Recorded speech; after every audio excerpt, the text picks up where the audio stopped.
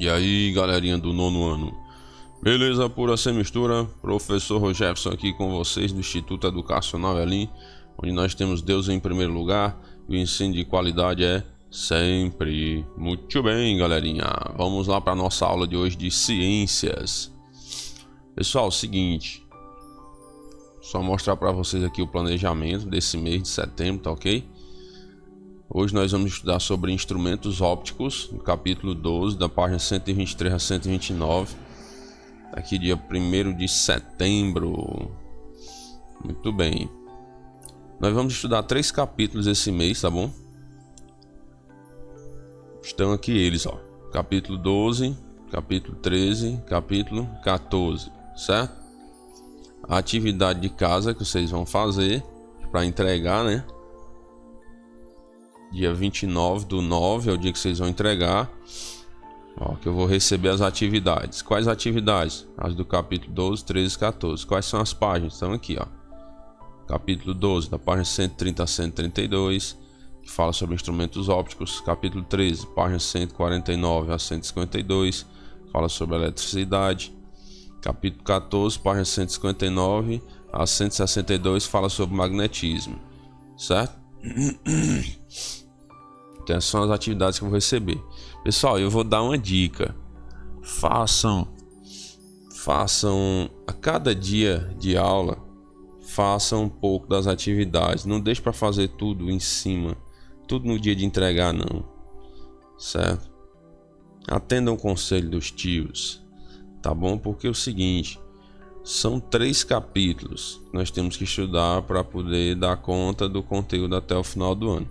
Aí às vezes você diz assim, professor, tá tendo muita atividade, mas não tá, meu anjo. Preste atenção, ó. São 4 paginazinhas, ó, de atividade, ó, 130, 131, 132. 3 páginas aqui, ó. 3. Então se você, assim que terminar a aula hoje, você for fazer essas 3 páginas, você faz, certo? Aí quando for na próxima terça-feira, terminou a aula, aí você faz mais um pouco, ó. Vamos supor que aqui são 4 páginas, né? 49, 50, 51, 52. São 4 páginas. Aí o capítulo 13 não são divididos em 2 aulas, né? Ó, 2 dias. Então no primeiro dia aqui você faz 2 páginas de atividade. Nesse outro aqui você faz mais 2 páginas, certo? E quando for na aula do capítulo 14, aí você faz as atividades do capítulo 14, mais 4 páginas, né? 59, 60, 61, 62. 4 páginas. Então aqui, pessoal, você tem 3 páginas de atividade. Aqui você tem 4 páginas e aqui você tem 4 páginas. Certo? Você tem 11 páginas de atividade. 11 páginas. Aí você diz, professor, mas 11 páginas de atividade é muita coisa, professor. Meu anjo, é muita coisa se você deixar para fazer num dia só. Mas nós não estamos te dando um dia só para fazer. Você tem 4 encontros, sem contar o dia da avaliação. Esse mês nós teremos 5 encontros, ó, 5, certo? Então eu nem conto com o dia da avaliação, porque dia de avaliação, pessoal, não é mais dia de estudar, é dia de relaxar, certo? O que você tinha que estudar, você tem que estudar até o dia antes da prova, até a segunda-feira, por exemplo, dia 28. Dia 29, não estude mais ciências para a prova não, certo? E estude até o dia 28 na segunda-feira. Dia 29, não estude mais ciência para a prova não. Você tem que relaxar no dia da prova, tá entendendo? É assim que funciona. O que você tinha de aprender, aprendeu até o dia 28. Então você tem um mês inteiro, certo? Então eu tô te dando a dica, nós não temos 4 encontros. Então no primeiro encontro, ó, tu pode fazer 3 páginas, que é hoje. No segundo, tu faz 2 páginas do capítulo 13. No terceiro, tu faz 2 páginas do capítulo 13. No quarto encontro, tu faz as 4 páginas do capítulo 14. Certo? E se tu quiser dividir de forma igual aqui, ó, tu pode fazer 3 páginas a cada dia. São 4 aulas. São 4 dias de aula. Então tu pega e divide 11 por 4. Vai dar mais ou menos 3, né? Porque 3 vezes 4 dá 12. Então tu faz 3 páginas todo dia de aula nossa, só no nosso dia de aula. Terminou de assistir o conteúdo, faz lá 3 páginas de atividade. Entendeu? Fica muito simples, pessoal. No final das contas, tu consegue fazer tranquilamente. E eu, como eu sempre digo, faça no dia que você assistir a aula, porque é o seguinte, geralmente o vídeo da aula não dura as 2 horas de aula, né? Dura 1 hora, às vezes 1 hora e pouco, às vezes menos, às vezes mais. Varia, né? Depende do conteúdo. Aí o restante do tempo eu tô aqui disponível para tirar dúvida. Então você vai lá fazer a atividade, aí tem uma dúvida, me pergunta, entendeu? Mas aí às vezes você não pergunta nada, aí eu não sei como é que você tá, se tá entendendo. Se você não me pergunta é porque é sinal que tá entendendo tudo, né? Então eu fico de boa, eu fico tranquilo aqui que eu digo, não, eles não estão me perguntando, então estão entendendo tudo. Certo? Não tenham vergonha, não tenham medo de me perguntar não, tá bom? Tô aqui é para ajudar, tá bom? Então vamos lá. Hoje nós vamos estudar sobre espelhos, lentes, olho humano e alguns instrumentos ópticos, tá bom? Todo o conteúdo do capítulo 12. Vamos lá. Espelhos. Eu vou fazendo a leitura, pessoal, e vou explicando, tá certo? O conteúdo. Ó, se praticamente todos os objetos a que temos acesso refletem parte da luz incidida sobre eles, então por que só conseguimos enxergar a nossa imagem refletida na superfície dos espelhos? Quando nós estudamos sobre a luz, né, nós vimos que nós enxergamos as coisas porque elas refletem a luz da claridade, vamos dizer assim. Estou falando uma linguagem aqui mais palpável, né? A gente consegue entender. Por exemplo, se você está dentro de casa, aí você está vendo os objetos, né? Por exemplo, estou aqui na minha frente, eu estou vendo o livro, estou vendo o celular, o computador, a caixinha de som, estou vendo essas coisas.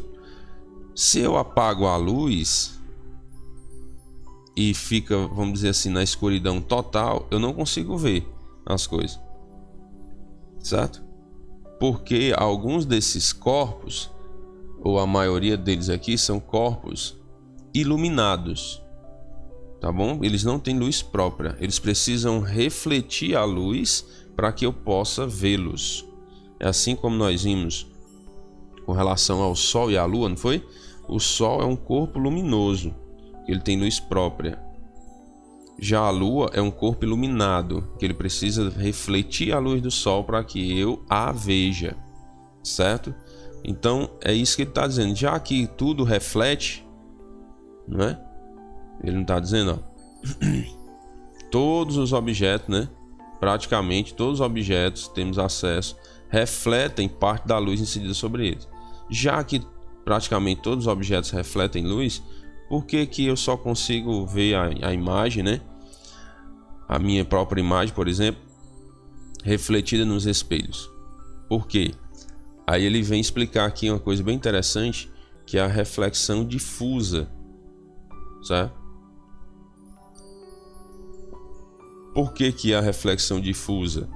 Porque as superfícies, elas têm os objetos, eles têm uma superfície ali que quando a luz incide sobre eles, eles refletem de forma desigual, vamos supor, né? Supor que você tem uma superfície aqui, aí a luz incide, você tá bem aqui olhando, né? Vamos lá para os desenhos, né? De novo, desenho medonho. Eu vou entrar num concurso de desenho qualquer dia. Aí, ó, você tá aqui olhando para ele, né? Ó, para lá, ó. Aí a luz está incidindo aqui, ó, nessa parede, né? E você não consegue se ver na parede. Você consegue ver a parede, mas você não se vê. Por quê? Porque os raios que incidem aqui sobre a parede, eles não voltam de forma linear aqui, ó. Eles, vamos supor que um raio vai para cá, outro vai para cá, outro vai não sei para onde, para acolá. Ele tem a reflexão difusa, certo? É isso que nós chamamos de reflexão difusa. Ele não tem uma reflexão ali bem linear, vamos dizer assim, né? Que todos os raios refletem igualzinho, porque a superfície não é plana, não é bem lisa e polida, certo?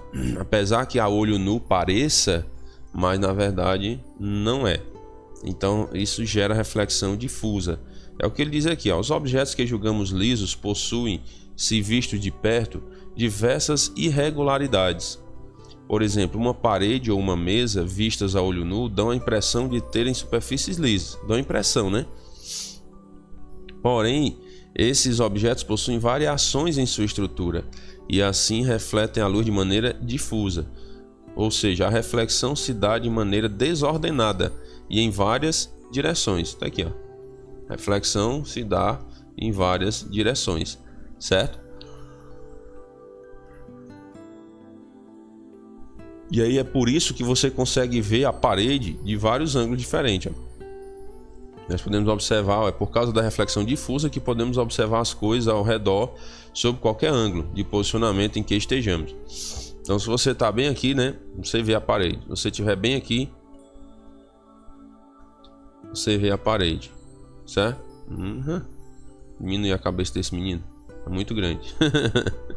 Certo? Se você estiver bem aqui, ó, você vê a parede. Entendeu? Porque como a reflexão é difusa, a luz incide sobre ele, mas ó, ela reflete vários ângulos diferentes. Aí você consegue ver a parede em vários ângulos diferentes, tá bom? Então guarda esse nome aí, reflexão difusa. É por esse fenômeno que você não consegue ver a si mesmo na parede, né? Você consegue ver a parede, que ela está refletindo aí a luz que incide sobre ela. Beleza? Muito bem.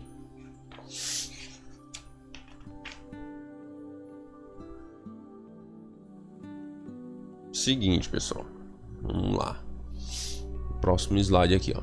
O que nos permite ver os objetos refletidos por determinadas superfícies, como pelos espelhos, é a reflexão regular. Então guarde esses dois nomes, ó. Reflexão difusa, reflexão regular. A reflexão regular, ela ocorre numa direção determinada. Tem um exemplo aí, ó, no desenho. E eu vou desenhar aqui para ficar maior, ver se fica melhor de você enxergar aí, ó. A reflexão, ela é regular, ó. Ela incide sobre o espelho, vamos dizer que aqui é um espelho, né? E ela segue essa direção aqui, ó. Certo? Incidiu lá, eles vêm seguindo a mesma direção. Você prestou atenção que na difusa ele vai para um lado ou vai para o outro, não é assim? Não acontece isso? Já na reflexão regular, ela tem essa regularidade, tá bom? Para refletir a luz que incide sobre ela. Aí aqui, por isso você consegue se ver, né? Beleza? Então acontece na direção determinada. Ela só se realiza, porém, em superfícies extremamente lisas e polidas. Assim nós podemos definir os espelhos como superfícies polidas e lisas e muito lisas, capazes de refletir a luz de modo regular. Ok? Então guarde esses dois nomes: reflexão difusa, reflexão regular, certo? Reflexão difusa e reflexão regular.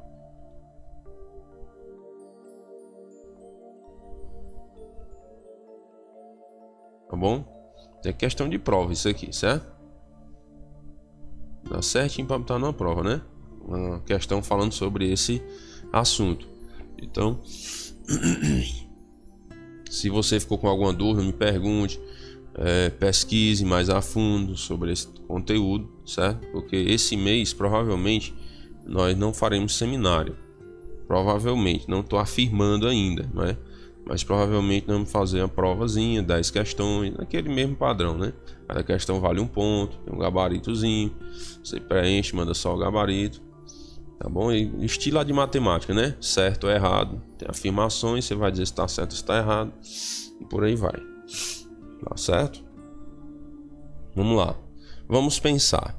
Em um farol de automóvel tem-se um refletor constituído por um espelho esférico e um filamento de pequenas dimensões que pode emitir luz. O farol funciona bem quando o espelho é de que tipo? Quando ele é do tipo côncavo, certo?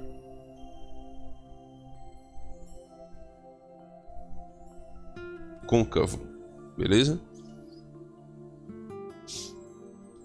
E o filamento está no foco do espelho.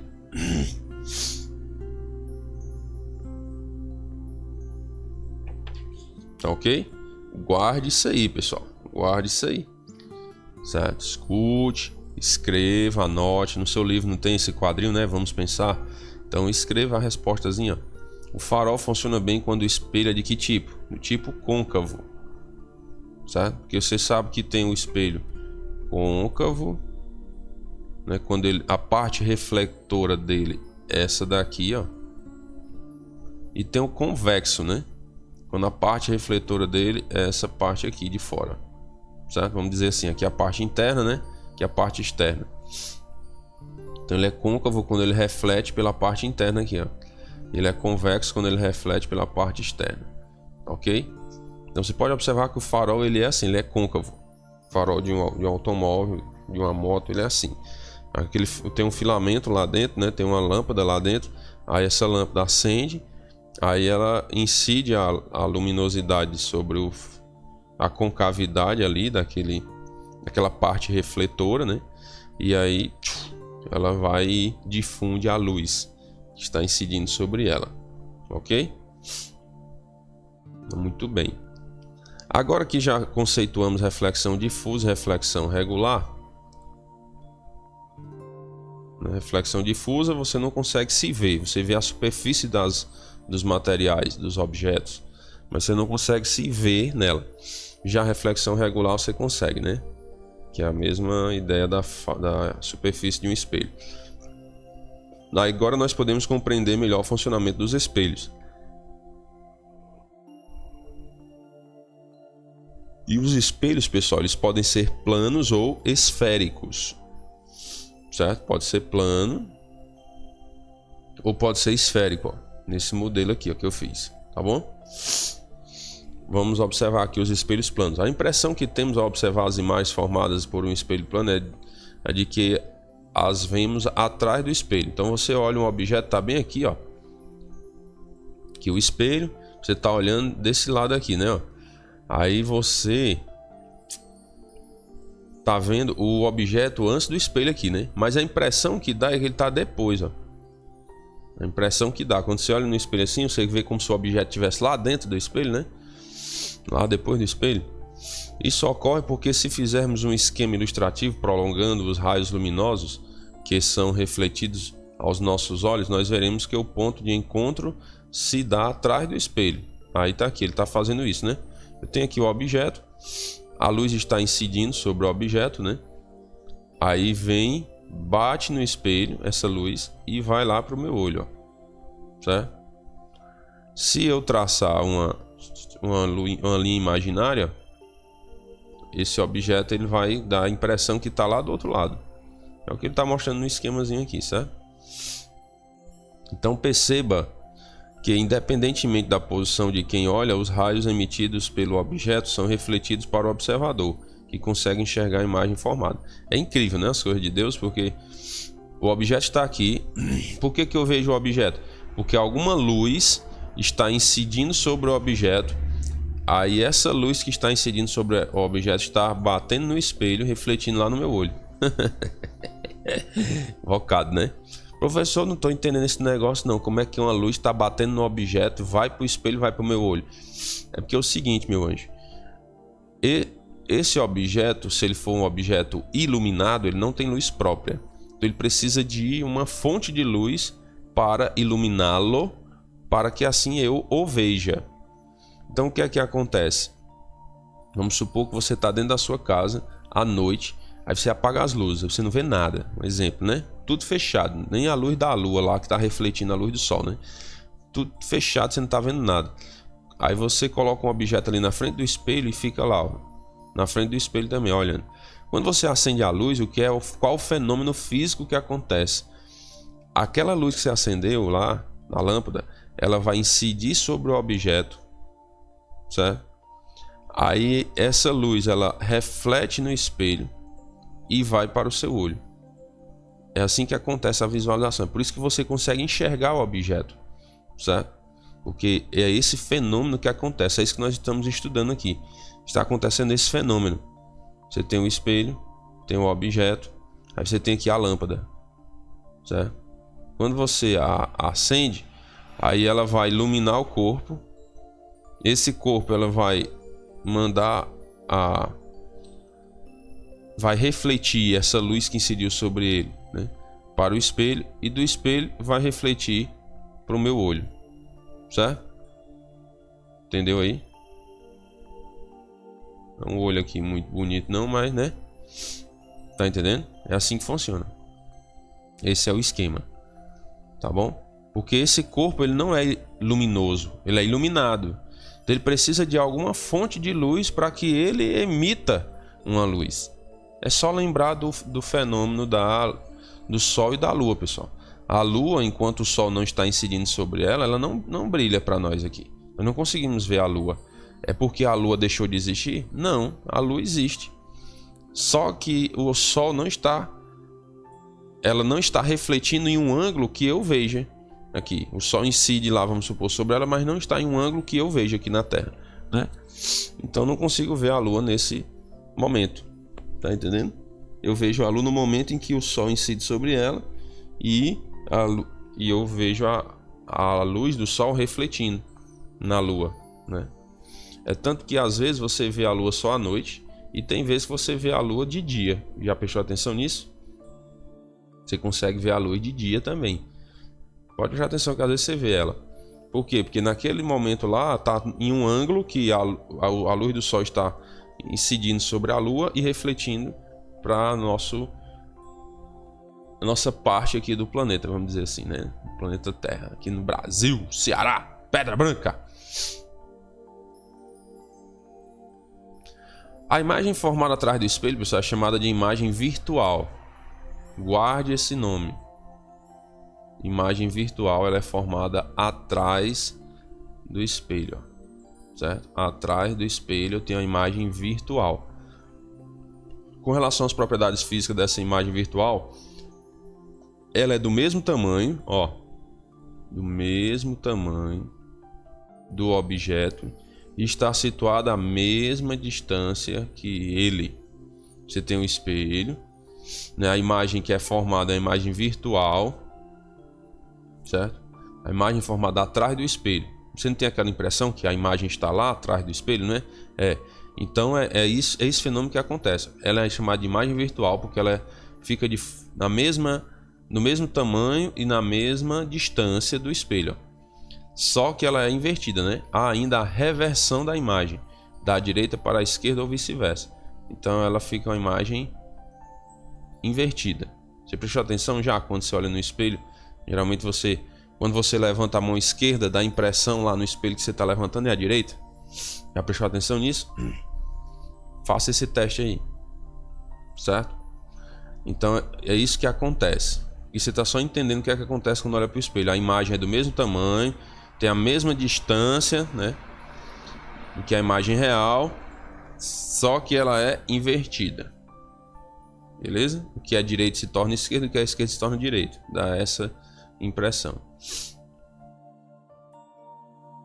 As imagens virtuais em relação aos objetos refletidos são chamadas de enantiomorfas, certo? Enantiomorfas. Isso significa que o objeto e a imagem são simétricos. O objeto e a imagem virtual são simétricos, mas não podem ser sobrepostos, que eles estão invertidos, né? Já que há uma inversão na imagem virtual da esquerda para a direita. Preste atenção nesses microscópiozinhos, certo? Preste atenção nos vamos pensar também. Eu estou dando as respostas do vamos pensar, né? Preste muita atenção nisso aí. Então vamos lá, ó. Quando colocamos um pequeno objeto real entre o foco principal e o centro de curvatura de um espelho esférico côncavo de Gauss, como será a sua respectiva imagem? Ela será real, invertida e maior que o objeto, certo? Como é que a imagem vai ser? Ela vai ser real, invertida Você vai entender melhor mais à frente aqui, certo? E maior que o objeto.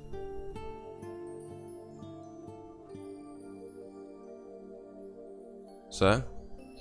Então é isso que vai acontecer. Você colocou o objeto entre o foco e o centro de curvatura. Você vai entender lá, a gente vê o esqueminha do espelho esférico, né? Você tem aqui o centro de curvatura e tem o foco. Então se você coloca o objeto entre o foco e o centro de curvatura, vamos supor que você tem um objeto aqui, ó. O que é que vai acontecer, né? Entre o foco e o centro de curvatura. E um espelho esférico côncavo, ó. Côncavo, certo? O que vai acontecer com a sua imagem? Ela vai ser real, certo? Vai ser invertida e maior que o objeto. Beleza? Então, observe aí. A imagem virtual ela é projetada aqui do outro lado, né? Certo? A imagem real é projetada do mesmo lado aqui. Só que ela é invertida, né? Invertida e maior que o objeto. Nesse caso, você vai observar que há outros casos, tá bom? Então vamos com calma. Como um espelho é feito? Aqui é curiosidades, né? Para fazer um espelho, os fabricantes utilizam 3 camadas. A primeira corresponde a uma superfície de metal extremamente polida. Geralmente usa-se a prata ou o cobre. Essa face, né? Essa superfície extremamente polida, ela é refletora de luz e que fica no meio do espelho. Na parte de trás há uma camada escura, em geral revestida de tinta preta, que absorve a luz vinda de trás do espelho e assim impede que raios luminosos escapem pela camada de metal. Por fim, há uma camada frontal feita de vidro que dá firmeza à estrutura do espelho e protege a parte metálica dele. Só depois de reunir essas 3 partes, é que o espelho estará pronto para se admirar. Certo? Então tem 3 partes aí, né? Tem a parte de metal no meio aqui, tem a parte preta, né? No fundo, estou fazendo mais grosso aqui para você entender. E aqui na frente tem a parte de vidro, né? Certo? 3 partes aí. Muito bem. Esse conteúdo, pessoal, é mais releitura mesmo. Por isso que eu coloquei até as fotos do livro, para a gente ir lendo e vendo o que é que tem. Porque assim, às vezes uma das coisas que a gente peca muito, né? Vamos dizer assim, no sentido de estudar, é porque a gente não quer ler o material, né? E aí eu estou fazendo isso, colocando às vezes as fotos do próprio livro, que é para lhe incentivar a ler o livro, porque no livro tem informações muito preciosas, certo? Não tem tudo sobre o assunto não, mas tem informações essenciais para você ter uma base do conteúdo, que você não virou nenhum expert ainda no conteúdo de instrumentos ópticos, né? Então, mas você com o conteúdo do livro aqui, você passa a ter uma base bem interessante sobre esse conteúdo, né? Então os espelhos esféricos, né? Nós vimos a superfície plana ali, né? Como é que funciona? E agora vamos ver os esféricos, ó. Nada mais são do que superfícies de calotas esféricas que possuem, ó, podem ser côncavas ou convexas. Foi aquilo que eu falei lá, ó. Você tá vendo a superfície aqui, né? Ó. Beleza? Como se fosse um círculo aí, ele cortou no meio, né? Para você observar. A superfície interna, se ela estiver refletindo, então é um espelho côncavo, certo? A concavidade. Lembra daquela concavidade da parábola lá que nós estamos estudando em matemática, né? Então, se essa parte aqui, ó, estiver refletindo, né, a concavidade nessa aqui, então ela é côncavo. Ah, professor, agora eu entendi, ficou mais fácil essa analogia aí. Pois é, só você lembrar da concavidade da parábola, lá da função, lá da matéria de matemática. E às vezes a gente pensa que não serve de nada, né, aquele negócio. Mas olha aí, ó, te ajudando aqui em ciências. Porque a concavidade é essa parte aqui, ó. Essas perninhas estão voltadas, né, para cima ou para baixo, né? Nós estudamos assim, não foi? Concavidade para cima, o A é maior que 0. Concavidade para baixo, o A é menor que 0, né? Entendeu? Se lembre que a concavidade não é essa ponta, não. A ponta aqui é o vértice, né? Aqui é o vértice, ó. Entendeu? Aí, ó, concavidade. Se a parte refletora for essa concavidade aqui, ó, então o espelho é côncavo. Côncavo. Se a parte refletora, eu vou até desenhar o mesmo jeito aqui para não te confundir. Não é porque a perna tá para cima ou para baixo que muda, não. Se a parte refletora for essa de fora aqui, ó, então ele não é côncavo. E se ele não é côncavo, automaticamente ele vai ser convexo. certo? Então, vamos dizer assim, tem a mesma estrutura.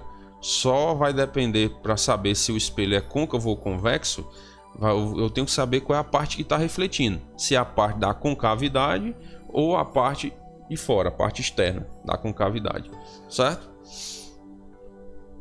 Beleza? Se é a concavidade ou se é o vértice, né? Se quiser até pensar assim, você pode também. Se for a concavidade estiver refletindo, ele é côncavo. Se for a parte do vértice que estiver refletindo, né, é convexo. Beleza? Então ele pode ser côncavo e tal, convexo. Tá explicado aí. Hoje existem espelhos feitos com camadas de prata, alumínio, amálgama, de estanho. Os principais espelhos vendidos no mercado são os espelhos planos, né? E os espelhos curvos.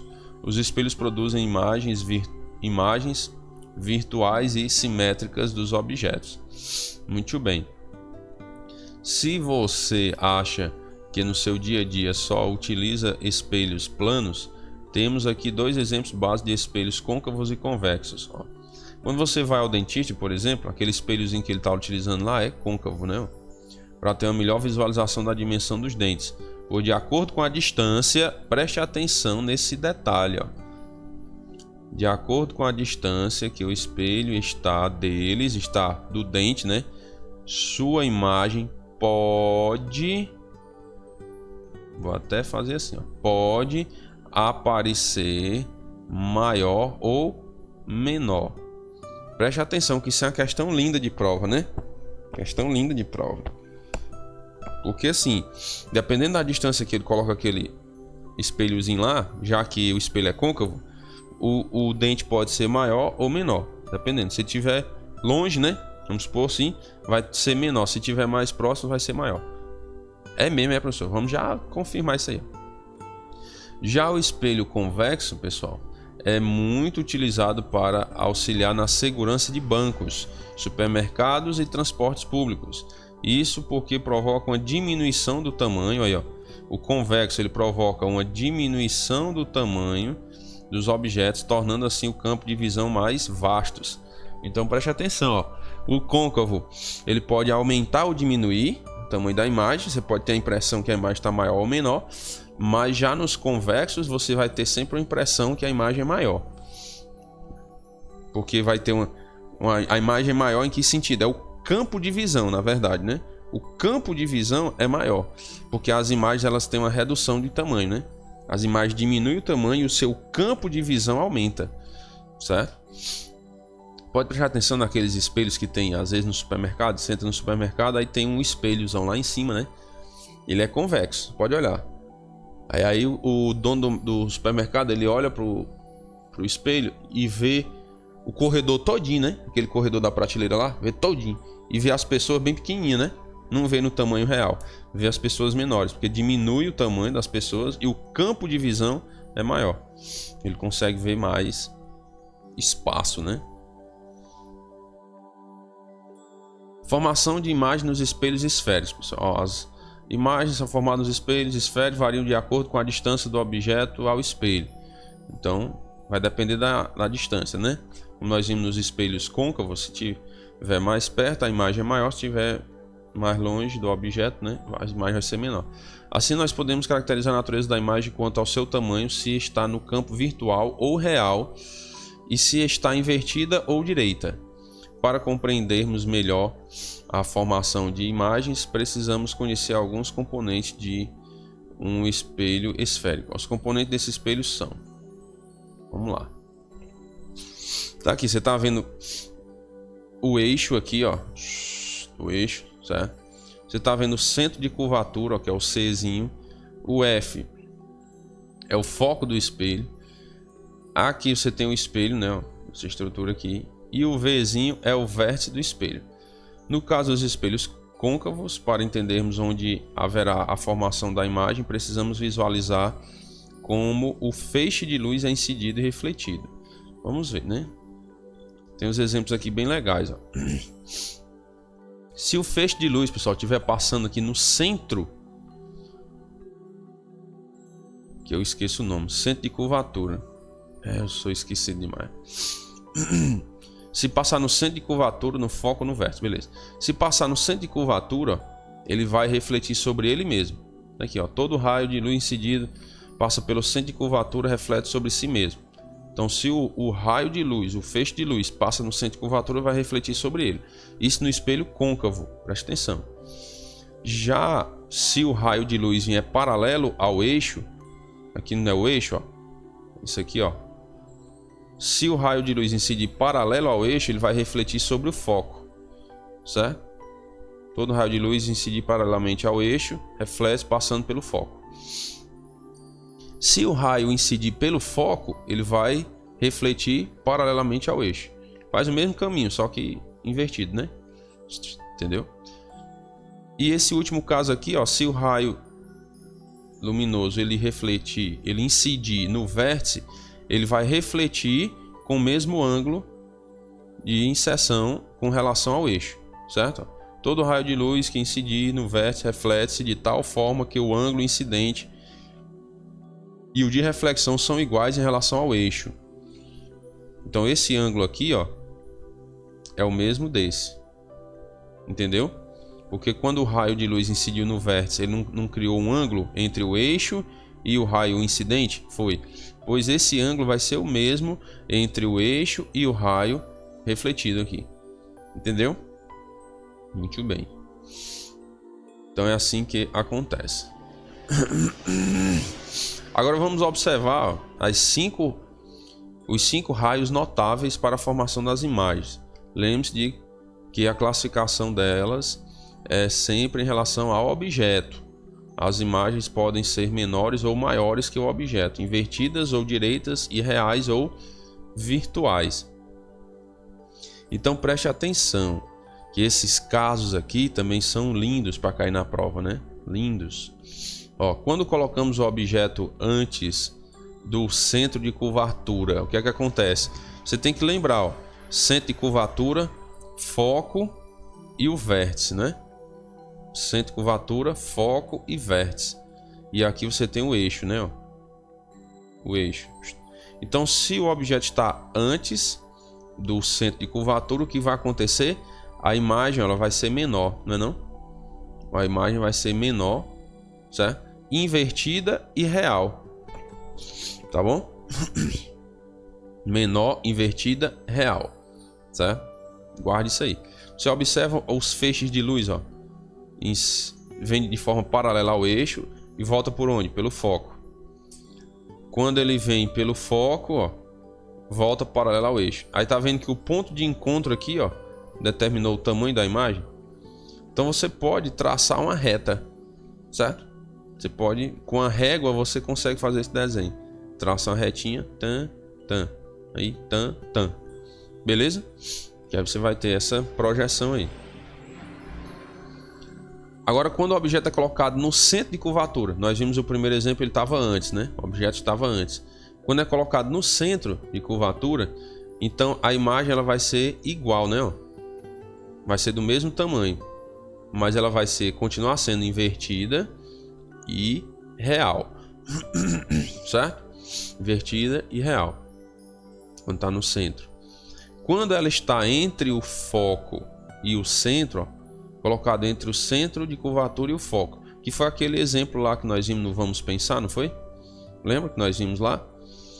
Está entre o centro e o foco, ó. O que é que vai acontecer? A imagem vai ser maior, invertida e real, tá bom? Maior, invertida, real. Quarto caso, quando o objeto é colocado no foco, aí você não vai ter formação de imagem. Nesse caso, dizemos que a imagem é imprópria, ou seja, não há formação de imagem quando é colocado no foco. Entenderam, né? Então, muito bem.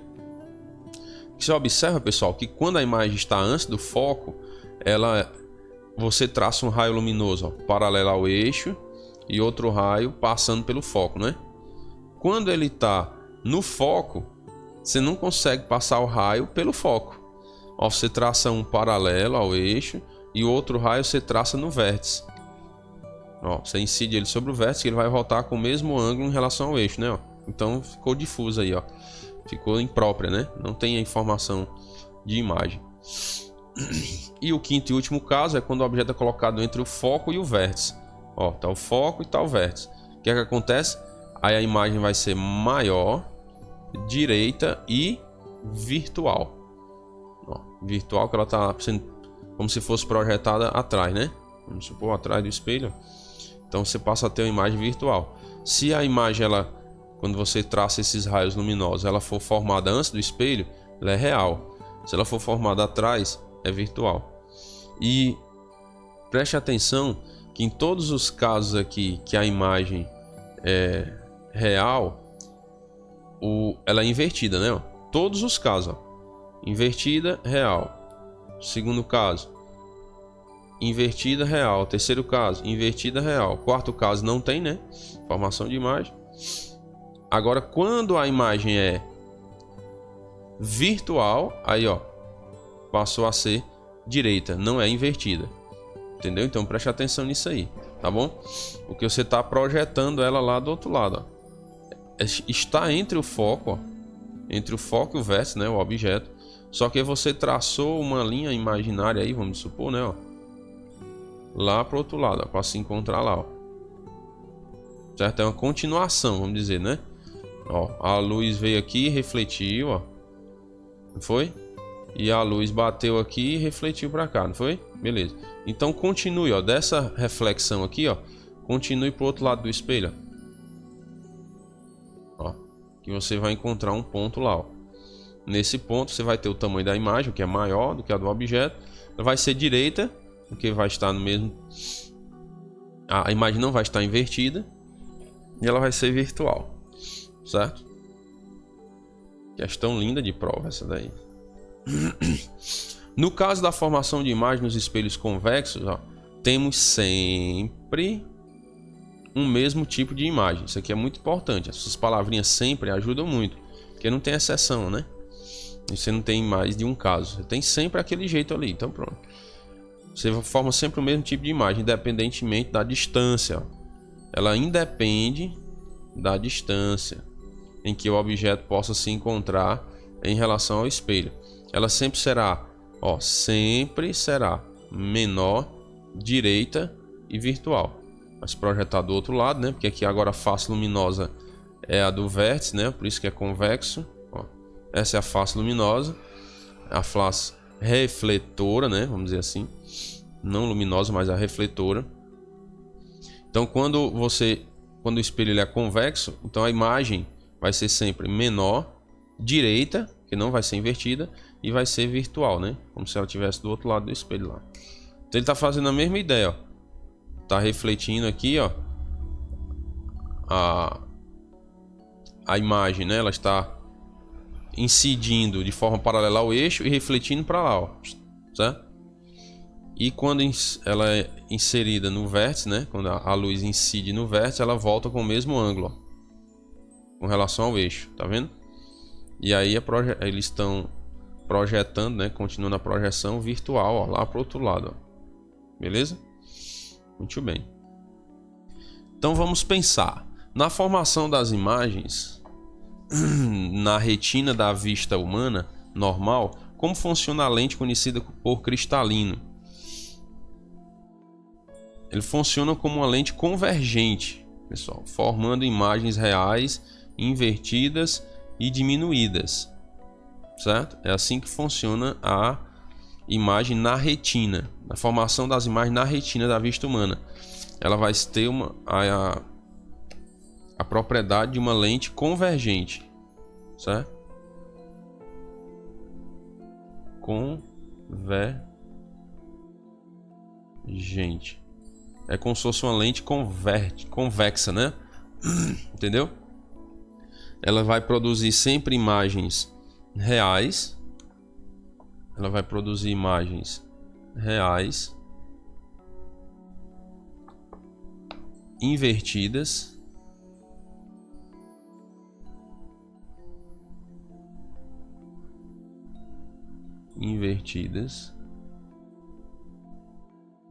e diminuídas.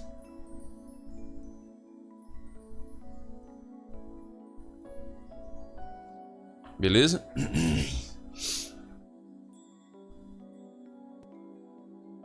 Muito bem.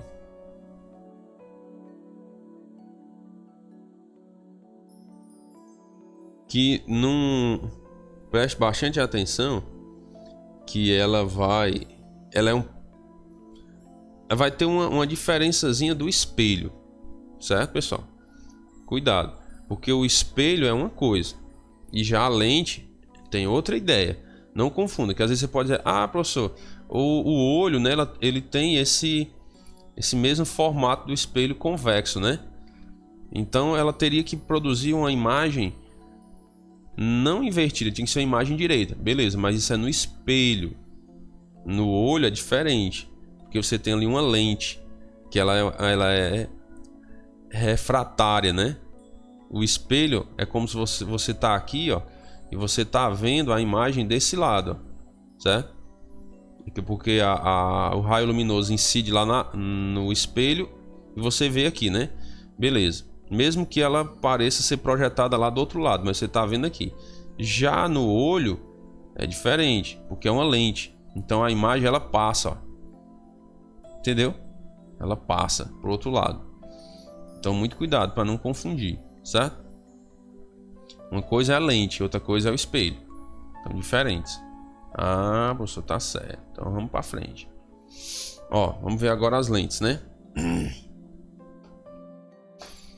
As lentes são instrumentos ópticos feitos com materiais transparentes e que funcionam a partir dos mecanismos de refração. Ó, lente está relacionada à refração, certo? E são, ó, transparentes. Diferente do vidro, né? Do espelho. Que você vai ver ali, não é transparente, você não vê lá do outro lado, né? Certo? Então, equipamentos como máquinas fotográficas, binóculo, telescópio e óculos se utilizam das propriedades das lentes. Beleza? Muito bem. Então, as lentes podem ser feitas de diferentes materiais, contanto que sejam transparentes. Assim, podemos ver lentes de plástico, de vidro, de minerais ou de outras substâncias, a depender do nível de resistência que se quer obter da lente. Entendeu? Então preste bastante atenção nisso aqui. Bastante atenção. Certo? Questão de prova. Ó, surgimento do espelho, né? Aí aqui vai só contar a história, como é que surgiu o espelho, tal. Você faz essa leitura aí, tá bom? Faça essa leitura. Lentes convergentes. Preste bastante atenção nisso aqui, ó. São aquelas que fazem os raios convergirem para um determinado ponto. Ó, os raios estão entrando aqui na lente, ó, estão convergindo para o mesmo ponto, ó. Entendeu? Estão vendo aí, ó, tudo para o mesmo ponto. Então, ó, é o chamado ponto focal. Esse aqui é o ponto focal, certo? Aqui está falando sobre a distância focal, que é da lente para onde eles se encontram, né? Ó, onde até chegar ao ponto focal, né? Os raios incidentes, raios convergentes, né? Ó, que eles estão convergindo para o mesmo ponto focal. Aí ele está dizendo que a lupa e as lentes para hipermetropia, que é o meu caso, né? Eu tenho hipermetropia no olho direito. Tenho 1 grau de hipermetropia no olho direito. E a dificuldade de enxergar para perto. Então se eu tiro o óculos aqui e tento ler bem de pertinho, eu não consigo. Eu tenho que afastar um pouquinho, aí eu vejo melhor. Mas se eu tentar ler bem de perto, eu não consigo. Diferente do míope, né? O míope ele já tem que colocar bem pertinho ali para ele ler, né? Já o hipermétrope não. Se ele colocar bem pertinho, ele não consegue ler. Aí ele vai afastando um pouquinho, aí melhora o campo de visão dele. Melhora o foco, né? Muito bem. Vamos pensar. Imagine os seguintes instrumentos ópticos: a luneta astronômica, a lupa, câmera fotográfica, projetor de slides, olho humano e microscópio composto. Quais deles produzem imagens reais invertidas? Imagens reais invertidas. Câmeras fotográficas, projetor de slide e o olho humano, certo? Ó, câmera fotográfica, projetor de slides e o olho humano. Interessante, né? Vai produzir uma imagem real e invertida. O olho humano, tá bom? Porque a partir do momento que ele passa aqui, você vê que ele está invertendo os raios, né? Ó, esse raio que incidiu bem aqui, ó, olha para onde ele está vindo. Esse que incidiu bem aqui, olha para onde ele está indo. Então vamos supor que aqui você tá vendo uma pessoa, né? Ó. Né? Mas quando ele passou que convergiu, olha como é que ficou o desenho aqui do outro lado.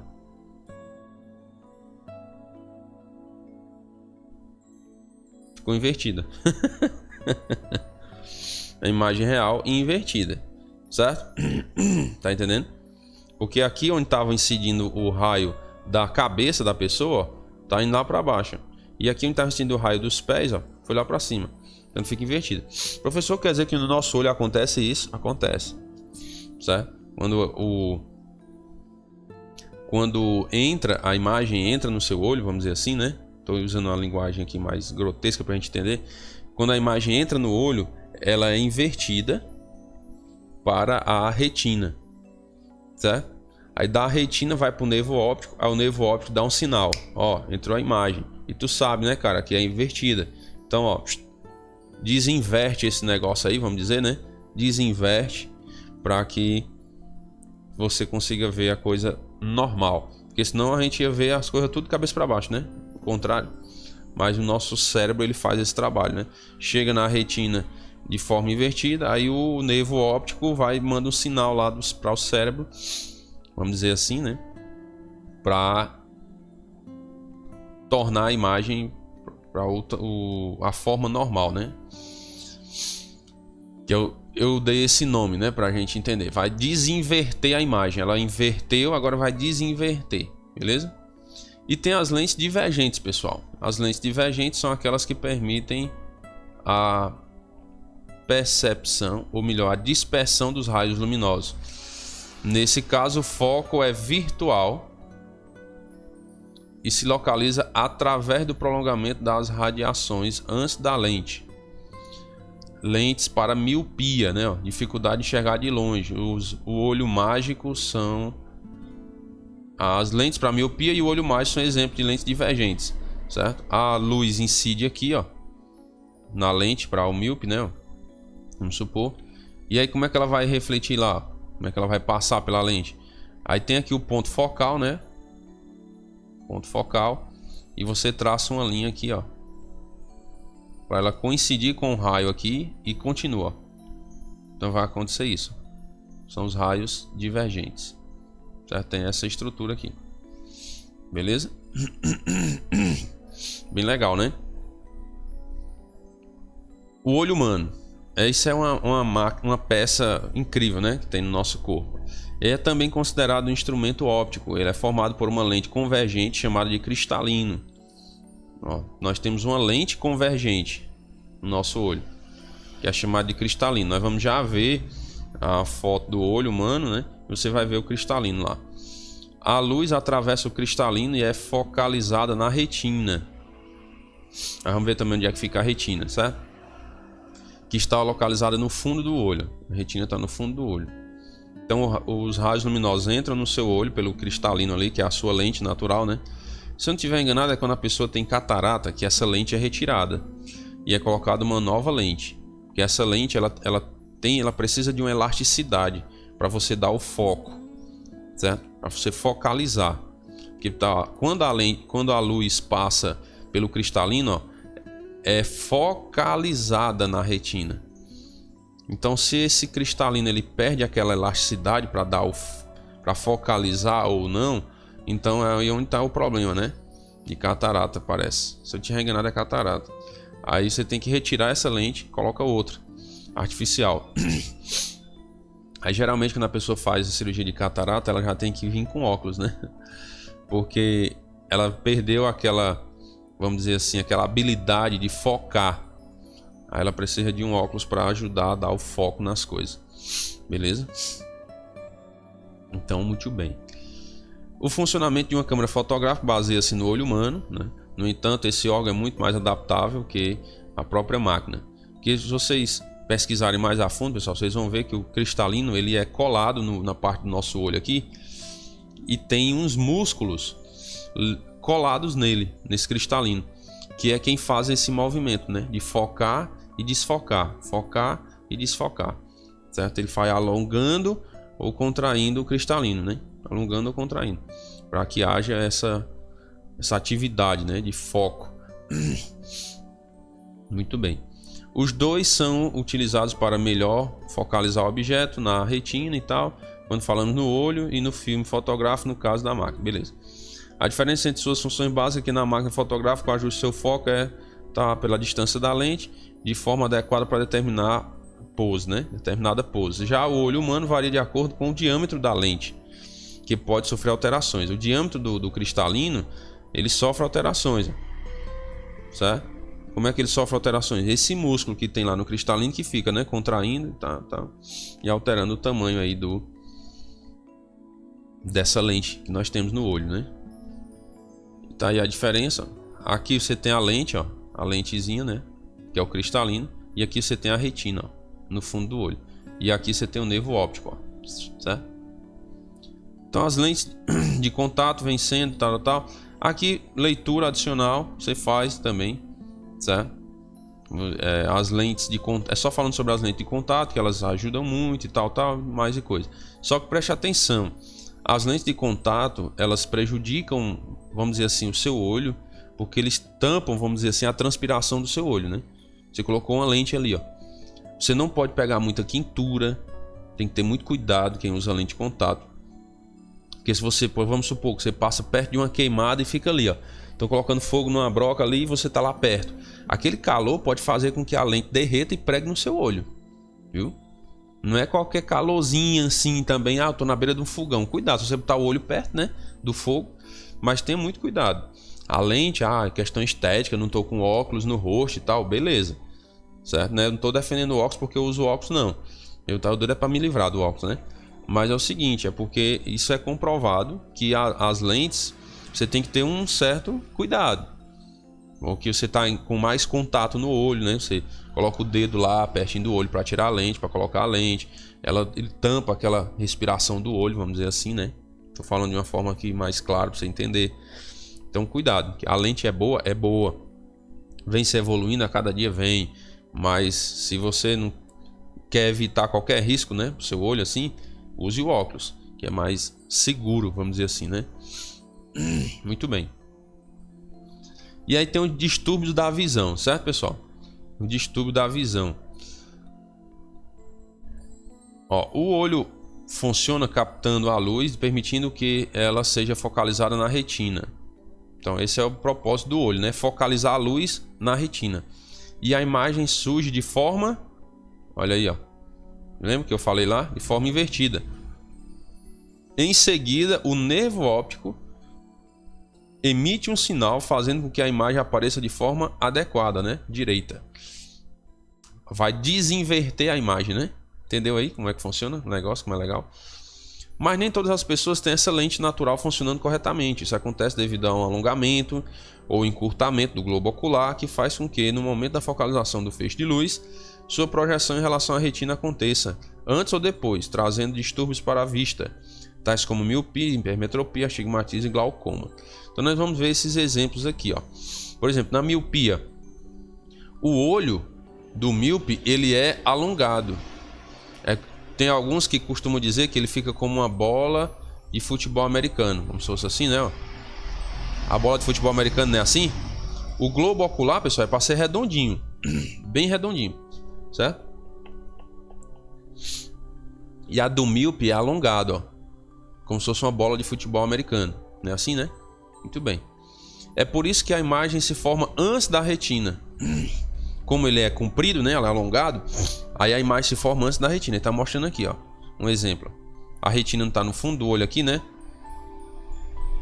Aí a imagem está se formando antes, certo? Aí esse defeito permite que a pessoa veja os objetos que estão mais próximos, com nitidez. Mas os de longo alcance não, certo? Os de longe você vê de forma desfocada. Pode olhar, se tem alguém aí que é míope, tira o óculos e tente olhar para alguma coisa longe. Você vai ver tudo embaçado, né? Não tem foco. Quando você olha para uma coisa mais perto, aí você tem o foco, né? Pode olhar, que é assim. Já a hipermetropia, que é o meu caso, é o oposto, né? A estrutura ocular é achatada. A estrutura ocular agora é mais achatada, ou seja, é mais curta. Em vez do olho estar alongado, ele está diminuído, vamos dizer assim, né? Está achatado. fazendo com que a luz se projete após o globo ocular. Olha o que é que acontece. É como se a imagem só se formasse depois da retina. Vamos supor que aqui é a retina, né? No fundo do olho aqui. Aí a imagem ela se forma só depois. Então por isso quando você olha para perto, você tem dificuldade de enxergar. Ó. Você tem dificuldade de enxergar com nitidez objetos que estão mais próximos. Mas consegue enxergar bem os objetos que estão distantes. Certo? Porque se eu olho aqui para uma coisa que está bem pertinho de mim, eu tenho desfoque. Ele desfoca, eu não consigo ver bem direitinho. Quando eu vou afastando, o foco vai melhorando. Eu não consigo ler de muito longe, mas eu vejo os objetos, entendeu? Eu vejo aqui, ó, tô olhando lá para um coqueiro lá do outro lado da rua aqui agora, ó. Tô olhando para um prédio lá, outro bem uns 2 quarteirão daqui, tô vendo o prédio, entendeu? Vejo até uma antenazinha que tem assim, um ferrinho pendurado em pé, entendeu? Então eu consigo ver as coisas de longe. Eu não faço leitura de longe, eu acho que é por causa do astigmatismo, né? Eu não consigo ler de longe. Que o astigmatismo, eu tenho astigmatismo também, aí ele dá um desfoque, né? Vocês vão já ver aí o astigmatismo também. Ó, o astigmatismo é uma imperfeição no olho que acontece mais especificamente na córnea. Que a córnea é essa parte mais externa aqui do olho, a parte mais externa de todas, né? Que se forma mais ovalada do que esférica. Então a córnea ela precisa ser esférica e às vezes ela não fica. Se ela não tiver bem esférica, aí causa o astigmatismo. Aí o que é que acontece no astigmatismo? Faz com que a pessoa possua mais de um foco. Quando você olha, você tem mais de um foco. Você tem como se fosse 2 focos ou mais, tornando a visão turva. Então é por isso que eu tenho dificuldade para ler de longe, porque passa a ter mais de um foco por conta do astigmatismo. Aí já o meu grau de astigmatismo no olho direito, ele é 3,25 e no olho esquerdo é 2,25. Aí por isso que eu não consigo fazer a leitura de nomes que estão longe, né? Estão distantes, certo? Mas eu consigo ver as coisas de longe, os objetos assim, eu vejo. Só que um pouco desfocado por conta disso aí, porque passa a ter 2 focos, né? E eu trouxe aqui essas imagens só para você ver, ó, de uma forma mais aumentada aqui, ó. A córnea, tá vendo? Esse aqui é o problema de quem tem astigmatismo, ó. É uma deformação nessa parte aqui, ó, na córnea. Você vê aquela parte mais externa do olho, certo? Eu trouxe até essa outra imagem aqui também, que tem mais detalhes sobre o olho, ó. Lembra que eu disse que eu ia mostrar aqui o olho humano, né? Tal. Aí você tem a córnea, ó, que é essa parte mais externa. Se ela não tiver bem esféricazinha, você vai ter problema de astigmatismo, certo? Aí eu tenho a íris, que é a parte colorida do olho, ó. Parte colorida que dá teu olho azul, preto, ou tem o olho castanho, né? Não tem? Verde e tal. Pronto. O meu é meio esverdeado um pouco. Que era castanho, aí foi ficando meio esverdeado um pouquinho. Aí a íris é a parte colorida. Aí vem a lente. Lembra do cristalino? A lentezinha. Aí tá vendo aqui tem... Ele é ligado, ó. Tem músculos pegando nele aqui, ó. No cristalino. Ó, que faz esse trabalho de alongamento para melhorar o foco, né? Ó. E a retina aqui atrás, ó. Certo?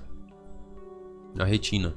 Então quando os raios luminosos, né, entram na lente aqui, ó, aí eles vão convergindo, né, para um ponto focal.